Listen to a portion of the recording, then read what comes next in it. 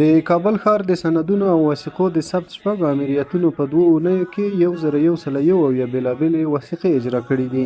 د بلخ ولایت محاکمو په 2 اونیو کې 915 دوسیو ته پر رسېدنه سربیره 619 وثیقې هم اجرا کړي دي. د سترې محکمې لخوا په اداري برخه کې د وړ او مسلکي کسانو د جذب په موخه له 201 کسانو څخه ازموینه واخیستل شوه. د کندوز ولایت مرافعه محکمې رئیس د دغه ولایت له زندان څخه لیدنه او نظارت وکړ. د پکتیکا ولایت د وړممۍ ولسوالۍ ابتدایه محکمې د مسؤلینو په هڅو د قتل موضوع حل او فصل شوه. د زابل ولایت د شهر صفا ولسوالۍ ابتدایه محکمې په هڅو د قتل موضوع حل او فصل شوه.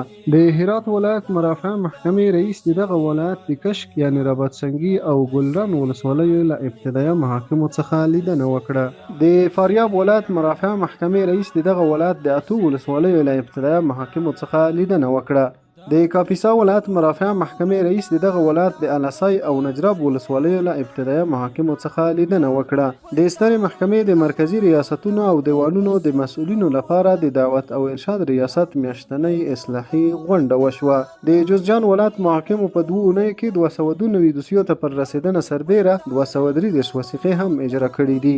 د کندهار ولایت د مرافعه محکمې رئیس د نشئی توکو د روږدو بندیانو له محبس څخه لیدنه وکړه. او د ننګرهار ولایت د ختیځ زون نظامی ابتدایه محکمې د نوي رئیس محترم شیخ ګل آقا عاقب صاحب د معرفت غونډه وشوه.